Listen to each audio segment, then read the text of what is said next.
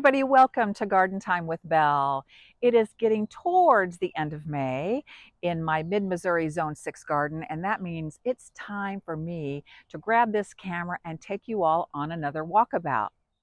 I refer to my monthly garden tours as walkabouts because that's what we used to call them with our sons when they were little. We would do loads and loads of exploring in the great outdoors and just have lots of fun adventures and walkabouts around our properties, around their parents' farm. There's always something interesting to look at. So today I am bringing along my garden journal because I keep a lot of notes from year to year about what's growing in my garden, and I have actually added quite a few new trees, shrubs, and perennials to my space this year. So what I thought we would do is start this tour by taking a walkabout around the perimeter of our home. I'm also going to try to show you some of the pots that I've recently planted up. Might run up on our covered porch because I've got some new things up there for the year as well. So before we jump into the tour, I'm going to ask everybody to please like and subscribe to my channel so that I can continue to grow my channel and reach out to more gardeners just like you. Many of the things you're going to see today, especially any of my containers, are really brand new. They've only been in there just a little while. So let's take a look down here. Now this is the north side of our home, and there's sort of three little tiers. This is, of course, the top tier where I've got my drip irrigation set up, but this tier a step down and then a step down further. So in this bed right now, what we've got growing, of course, is Mr. Mikawa. This is a dwarf Japanese maple. This is only its second year. So of course, it's only right now about maybe 3.5, 4 foot tall and at least that wide. But what you'll see in the background, you get up in here, are of course some hostas. The closer up to the house is where I like to put my shade plants. In a recent video, you saw me planting up a bunch of coleus. Do you see those three in the back? They're not much right now, but they're going to get huge. They will get about 3 to 4 foot tall and fill in the back of that nicely. So I'm just thinking that's going to be pretty behind this bed. The Brunnera is new. It's only, let's see, I planted it last summer and it's done, just about done with its gorgeous little periwinkle blue fairy flowers, as I say. So I will be actually trimming off those spent blooms here in just a little bit, but what we'll be left with is that gorgeous foliage. My idea here is, according to the stats on this particular Brunnera, it will end up spreading and getting about 3 feet wide. Right now, I would say it's a couple feet wide, so I'm hoping, since I've got the 3 here, it will sort of be a nice underplanting under Mr. Mikawa. Right here in the front, I actually planted some sun-loving things, and I can do that because this bed is very deep, so they sit out further away from the house, so they only get shade in the late part of the day, which is kind of nice. So they're going to be in sun, and these are my favorite petunias. I have loads of videos, and I just planted these less than a week ago, and these would be the Supertunia Vista Jazzberry. Look at that saturated color. Absolutely glorious. And if you've grown Supertunia Vistas, you know they get about 3 feet in diameter. So eventually my idea is those will touch each other and fill in the front of the bed nicely. Okay, down here, let's take a step down. Let's start in the back of this bed. Again, my Kong red coleus that I propagated from little cuttings, it's in the back. It'll be just like those up there and grow up, up, up. I've got some astilbe here. We've got one of these astilbe is blooming. Isn't that a pretty color? The astilbe in front, I think they'll be more of a creamy white. And then some more of my coleus, wasabi. And again, I propagated these. I just took some cuttings off the mother plant and popped them in. And then this little one here, I think this is the Las Ramblas. It's not looking so great, but I'm just going to be patient and let that fill in. So as we move further down in this bed, let's take a look at what's growing here. One of our brand new additions this year is this gorgeous spiral boxwood. We purchased quite a large specimen because we wanted some instant impact. It's about 5.5 foot tall, I'd say, at this point, and I think it maxes out, I don't know, maybe 6 or 7 feet tall. I think it fills in this area nicely. You know, we've got, like many of you, an AC unit. They're very ugly.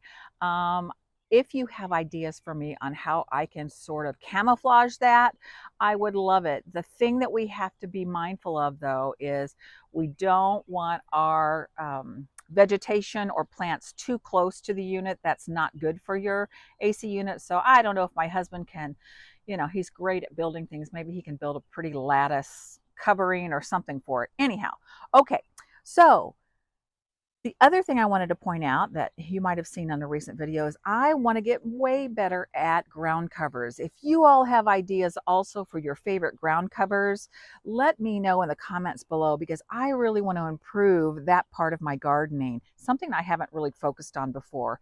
So I have chosen for this area lamium. So if I get in here really close, you can see how beautiful the variegation is. It's got that silvery gray, green foliage, and it of course is a trailing lamium. It will spread, and I'm hoping be a nice ground cover underneath that spiral boxwood. And as we swing down over here, you'll see my 3 little lime punch hydrangeas. They're a panicle hydrangea that changes color from the beginning of the season all the way through fall. The flowers change color. I mean, if you can get a shrub or a perennial that puts flowers out that change color, and there'll be actually 4 different colors by the time October arrives, grab it up. All right, here's my attempt this year at using an annual for ground cover, and I have chosen this sweet potato, I think it's Caroline vine. It's not showing up great this morning in the filming that I'm doing, but this is a very beautiful bright chartreuse color, bright green against a deeper dark green. And I do really feel like if this fills in like it's supposed to, because they get enormous, then hopefully it will be a nice contrast underneath my little lime punch hydrangeas. You're seeing here my Nepeta, my cat mint, not catnip. And it's really early this morning, so we're not seeing a lot of pollinators yet. They haven't woken up. Oh, except as soon as I say that, there's a bumble working the cat mint this morning. All right. They're going to really be covering this whole area up. Okay, I want to bring you to this bed. Of all the garden beds that are up close to the house, this one has had the most massive transformation this year. Very intentional. You've heard me talk about this bed a lot, so let me give you a little background. So this particular garden bed stays really wet. We have tried everything. We have just explored every possible cause. We haven't figured out how to rectify it yet. So rather than really working against it, I spent a lot of time last fall in reworking this bed in terms of thinking about and researching what plants, mostly perennials, can handle really wet soil. And so based on what I learned, I purchased a lot of perennials. In fact, we just planted 22 perennials in this bed about 3 weeks ago that handle moisture. So I'm going to turn the camera around and show you what we decided on, give you a little bit of the specs on what's happening, so you can, maybe if you have a wet spot, you can get some inspiration. But also, if you have a really wet garden bed in your property that you have found certain plants for that are really successful, please let me know. I'd love to get your ideas. As we came around the corner there, you see where the Nepeta was I just showed you, and I didn't tell you, but what's next to it is a Miss Molly Buddleia. It'll get hot pink. It's about, oh, not quite 3 foot tall, but it really will take off later in the summer. I've got some spiderwort, this purple, and I've got a hosta there. So let me show you up close what plants we went with. Now, as I come in here, these three big shrubs, 1, 2, and 3, are not brand new this year. These are the only 3 things that aren't brand new. We actually planted 3 Limelight Prime hydrangeas in this bed last season, and they are looking great. Let's go in to the back of this bed, and here is where I've planted some Siberian iris, and the variety I've planted is Caesar's brother, and we already have a little bloom. I don't know if it's going to show up very well, and apologize for my shadow, but I've got the sunrise behind me this morning, so it's going to create some shadows. Anyways, Siberian iris, they will spread and fill in and have a nice backdrop of purple behind my Limelight hydrangeas, and I kind of planted them. Can you see they're sort of in between the hydrangeas, not directly behind, so eventually they'll fill in. All right, so we've got my hydrangeas, and then the next row I have Monarda. Monarda is supposed to do really well in wet conditions, and this one's just starting to crack open, and I'm gonna have to grab my little garden journal because I can't remember. I think it's some kind of a hot pink color, but I'm trying to find the actual variety. So let me do that. Now it's okay. Thanks for your patience, everybody. I grabbed my garden journal. It's in my other hand now. So this is a Monarda called Electric Pink, and it will get 22 inches tall and about 18 inches wide, but it is a reseeder. So it will drop its seed, and I'm gonna, try to manage that. I don't care if it spreads. I'm hoping it does, but I do know that Monarda does have a tendency to really spread. So, if it creates new plants, great. I'll move them around to different parts of the property. And then I chose in the very front row, they're not looking so great right now, but I chose a carex or palm sedge for this front row. And what I like about this is that it is on the brighter side of green. It's not quite chartreuse, but it's a brighter green against the darker Monarda. And then I had some leftover geraniums in salmon that I started from seed on January the 1st. And so I thought, why not pop in some of those? So again, the back row can handle more shade. The front part can handle more sun. So I'm hopeful. Now, I am really concerned and probably going to make a change here. And this is why doing garden tours is so good, whether you do it for yourself or I do it for my channel. Look at this. Oh, I'm so worried about this. So this is one of my hardy hibiscus from Proven Winners, the Summerific series. I think I planted this about 2 weeks ago, and there is no green growth. I'm going to show you the other hardy hibiscus I planted, and it's looking fabulous. My concern is maybe with this being such a wet zone, maybe the roots are too wet, and I don't want the roots to rot because I spent a lot of money on that particular hardy hibiscus. So I think later today I'm going to dig it up, take a look at it, and I'm going to relocate it in a drier zone. Although hardy hibiscus are supposed to be able to handle moist conditions. So there's my beloved coleus. That's one coleus. Pop that in the pot. I need to get the drip tucked up in there so that I don't have to worry about watering it. There it is. One plant. That's a Kong red. You've seen that before. All right, here's one of my aqua pots, all filled in with my beloved geraniums and coral that aren't blooming quite yet. And in the middle, this is the Oso Blue Unplugged Salvia by Proven Winners. I only potted these pots up maybe a week ago at the most, so they are really going to grow. I think I will take you up on the deck quickly because I had put out some videos on some hanging baskets and a new planter that's right up on the deck. So let's go. Well, here we are on our screened and covered porch, which is where we spend a lot of time. This is the perfect location to sip your morning coffee and maybe your evening beverage. Just wanted to point out, you can see my Boston ferns. This was one fern until about 2 months ago that I overwintered in my greenhouse. I've had the fern for going on 2 years now. Anyhow, it had gotten enormous and I thought, hey, let's cut it in half, repot it, and put one on either side of this little couch, and it looks great, I think. Over here, again, my coleus, that's just one plant. And I underplanted the coleus with this beautiful weeping, trailing coleus.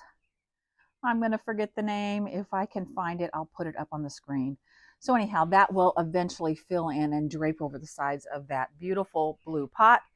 And here's more geraniums. Can you tell I'm in love with this variety this year? Get in here close so you can see one of the flowers. I do have them staked. I know that doesn't look so great, but here's the deal. We get loads and loads of wind and summer storms and spring storms. In fact, we had tornadoes last week and it blows like crazy. And these are relatively new. I just potted these up maybe not even a week ago. And, you know, they get top heavy. So I want this to really root in and get stronger. And then once it does, I'll remove that little bamboo stake. All right, enough about pots. Let's go out here. This is a new addition to our gardens, and that would be this 4-foot long planter box with an attached trellis. I did a little video on this called something about tropicals. I can't remember, but anyways, you can look that up on the playlist. Loaded it up with lots of different coleus. The wasabi, the Kong red, this one that I can't ever remember the name of, and then the pink mandevilla that I'm going to train to go up this 6-foot tall trellis. Let's go over here. Oh, it might be a little bit hard to see because the sun, the morning sun, is really reflecting off the pond. But oh, hummer activity always. Let's see if I can capture it while we're out here. There's a hummer hanging on. I don't know if you guys can see that on the hanging basket. Okay, so let me go in here a little closer. I just recently created these hanging baskets. Again, it's not even been a week ago that I popped in the super petunias, and this year I'm using blue tiara, saffron finch, and pink tiara. There it is, only a week into the process. If I swing around here, and there is the other one. I am so happy with how they're going to fill in. You will not even see the coco coir baskets in about I'd say about 6 weeks. It'll completely cover that. Next stop on the walkabout, let's go down these stairs and show you this little point, these 2 beds. And I want to show you what I was talking about earlier with the hardy hibiscus. So I popped in, I think it's the cherry chocolate one over here, the hardy hibiscus, and look at the foliage. Well, first of all, that doesn't look so good, does it? I mean, there is foliage where the other one had no green, but it also looks like something's eating my leaves. So I better get in here and investigate what's happening. I'm not sure. Sometimes when you see circle holes, sometimes those could be sawflies, I think. Sometimes I can't imagine it's slugs or snails. They wouldn't get up that high, I don't think. If you have any ideas, let me know. But eventually, if I take care of that problem, that hardy hibiscus will get enormous. So it's got lots of space next to these hostas to grow up and hopefully cover up some of that ugly concrete wall. Just a variation of hostas in this little row here. This is a Caryopteris that I just planted not long ago. And what was funny is when I bought it, of course, it had been in a greenhouse and it was in full bloom, but really it's supposed to be a late summer bloomer. So the blooms have left, but they're going to come back. And it's supposed to get, let me see here, 24 to 36 inches tall, so almost 3 foot, and 2 feet wide. So when it matures, and it's a perennial, it'll fill in this space right here. All right, let's swing around here and take a look at the spiderwort. I mean, wow, wow, wow, what color. Right here we've got my Baptisia false indigo, and they're a little bit done. They're starting to get done. This is the sparkling sapphire variety next to it. Later for the summer, this is one of my cone flowers. I think it's a beautiful hot pink magenta. All right, so the row of peonies, you know, my love-hate relationship. I currently love them. They bloom here in my Zone 6 garden for about 2 to 3 weeks max, and then they're done for the year. So you make the most of them while you can. What I don't like about them is after they've bloomed, the shrubs that are left over when I prune back all the spent flowers, they look gorgeous now. Look at those leaves. But I suffer in this zone, or they suffer from blight and powdery mildew. We are very hot and humid here in the summer, and so the shrub tends to look pretty awful in July and August. But anyhow, so in between, Russian sage, that'll get as tall or taller than the peony bushes. This is a Miss Molly butterfly bush. Again, it's a later one to come on, so it's got a ways to go, and it gets easily 4 foot tall. Here's some more Russian sage tucked in between these two peonies. Not blooming yet, but it will be. Oh, let's take a look at the bumble. Oh, he is really far in there. Let's see if I can. There it is. Oh, and he's off. He's off for the Baptisia. So here's more of that Baptisia. The one you saw down below that I showed you, we actually transplanted it to a new spot. I pulled it out of its original position there and relocated it. It's a little bit on the struggle bus, but it's trying to get established. So they don't always transplant very well. So we'll see how it does. But just look at this. Sparkling sapphire. Get in there, Mr. Bumble. Pollinators love false indigo. Then this is lemon meringue, and again, it's been in bloom for quite a bit of time.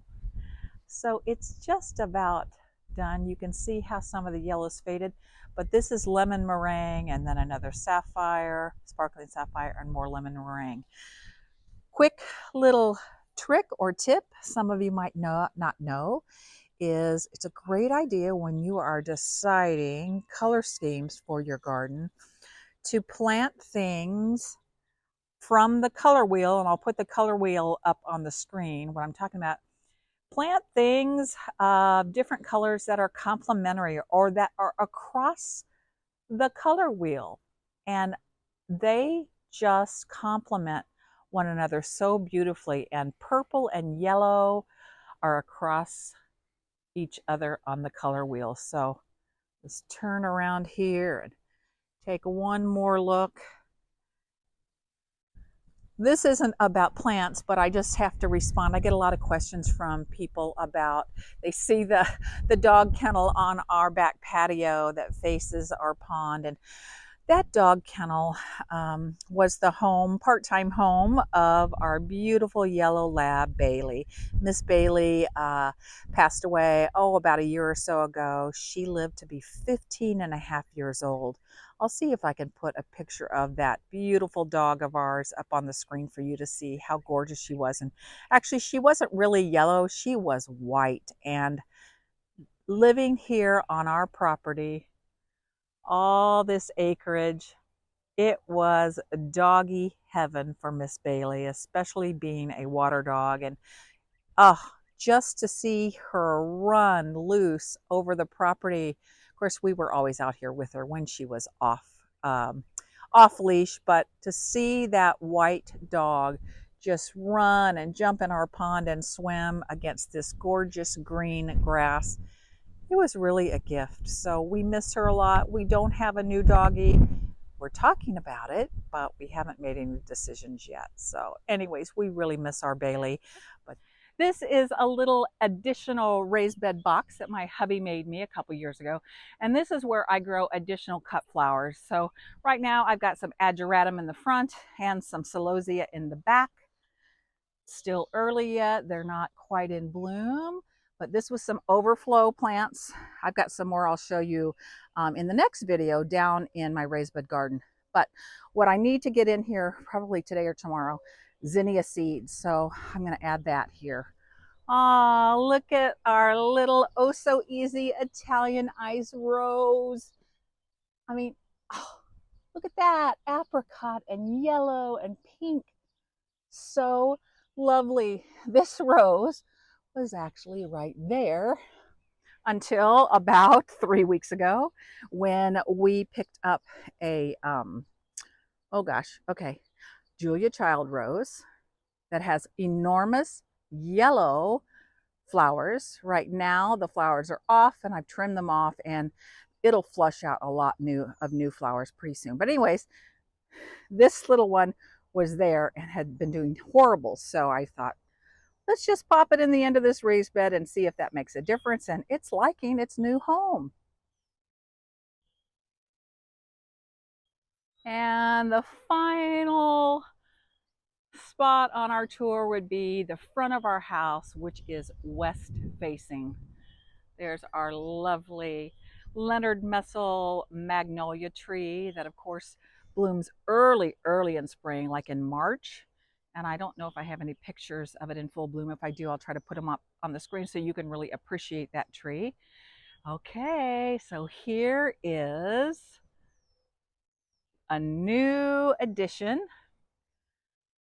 My North Pole arborvitaes were planted by my son here last summer, but I finally got one of the coveted David Austin roses called Sceptered Isle, and it's going right here. Originally, we had planned on purchasing a Belinda rose, since that's my name, but they were all out. So I went ahead and actually had a sweet friend in St. Louis pick me up this David Austin rose. What'll be lovely is about this rose for this space is it gets 5 foot tall and 4 feet wide, and the bottom of the window is 4 feet, so it might get just a little bit taller than the window. It's going to fill in. It's a beautiful pink, a medium tone pink with a yellow throat. And then I did some hard work, and I have a video that's either coming out or has already come out, showing how I dug all the mulch out in the front section, and I removed from here to here, which is about 4 feet, I removed a bunch of landscape fabric so that I could plant annuals in the front of the bed to give some big color.